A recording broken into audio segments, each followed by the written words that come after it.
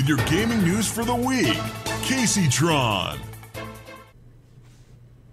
Hello everybody, Kaceytron here with gaming news. Tonight I'm going to bring you a fair and balanced commentary on the CSGO gambling scandal. Over the past couple of weeks, there have been a lot of revelations about the CSGO gambling community. Team Martin and Pro Syndicate were all found to be owners of the gambling website CSGO Lotto, which they did not disclose. PSI Syndicate has also came forward and admitted that he had taken part in rigged bets on Steam Lotto, another gambling website.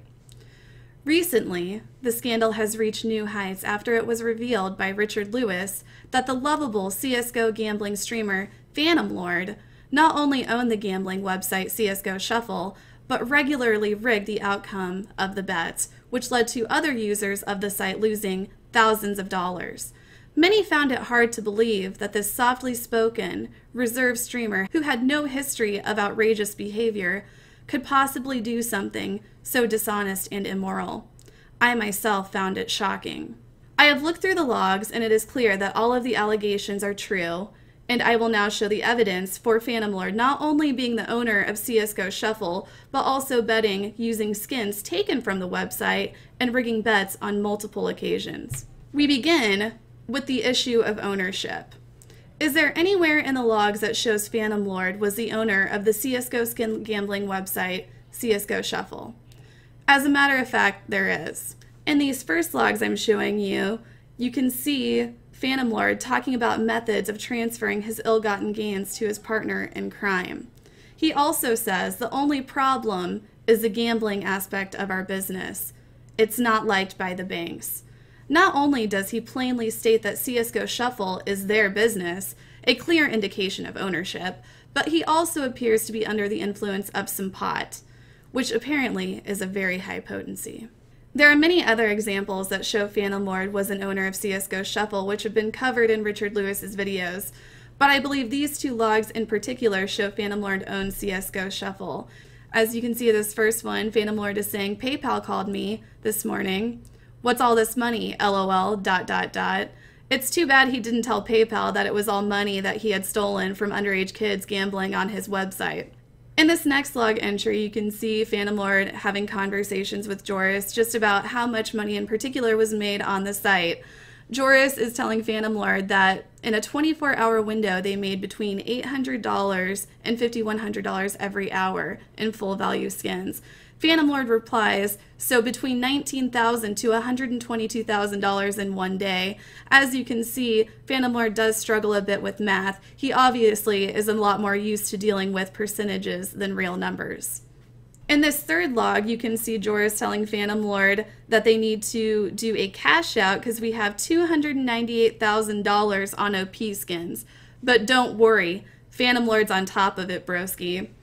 All of these log entries show that Phantoml0rd was making a lot of money from the gambling of skins. So far, CSGO gambling has flown under the radar of regulation, but with the amount of money in the industry finally being understood, the law could come down hard on these websites and the people who own them, such as Phantoml0rd.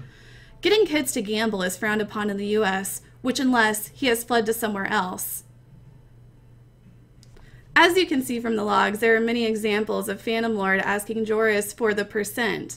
This information was actually used to rig the bets Phantoml0rd was placing, which would have cheated other players out of thousands of dollars. Some of these players would have actually been his own subscribers.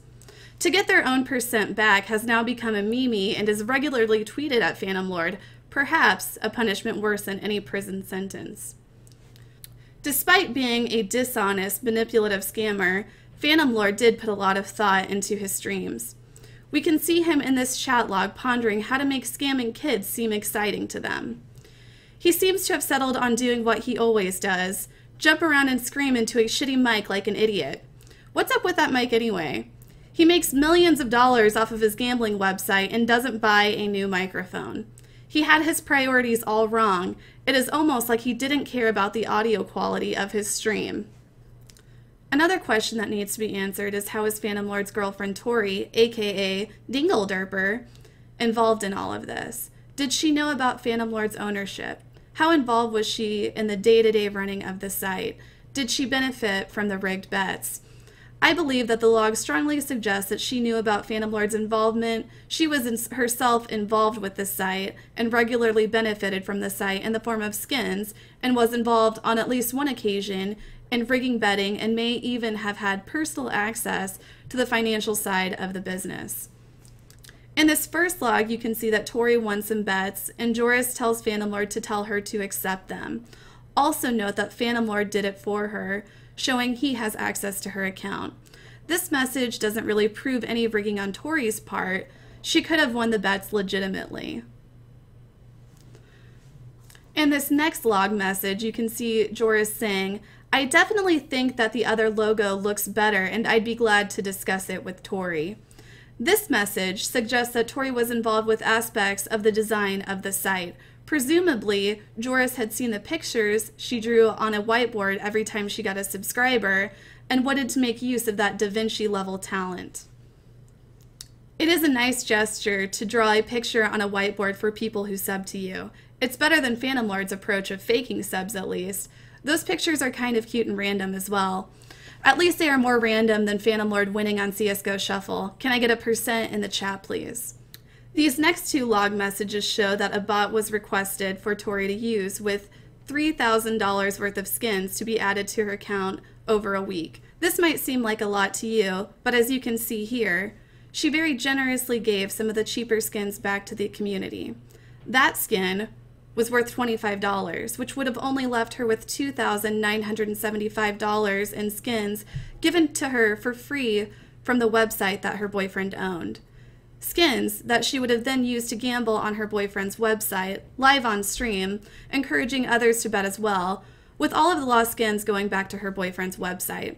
So in a way, that giveaway is pretty fucking pathetic. But from another point of view, Dinglederper's point of view, it was a really generous gift of her, at least better than a shitty drawing on a whiteboard. To be fair to her though, she also gave away a $300 knife in the same stream that she got for free from her scamming boyfriend, so clearly she is the conscious in this Bonnie and Clyde style operation. And if you didn't think Dinglederper gave away enough, she also gives away her Playboy photos via Patreon for an extra $1 or $2. Be sure to check that out. This next log shows that Phantoml0rd wanted to rig some bets for Tori's birthday. Most guys just get their girlfriend jewelry or something, but Phantoml0rd does something highly immoral. That is true love. In this next log, you can see Phantoml0rd talking about giving Tori access to the back end of the website. Nice of him to return that favor. Since Richard Lewis has broke the story, nothing has been heard from Phantoml0rd or Dinglederper. I can confirm, however, that Dinglederper as well, as she found the time to block me on Twitter. All we can hope for now is that the pair are found alive and well, so that they can face justice and get what they deserve. I'm Kaceytron, and this is your gaming news. Bye.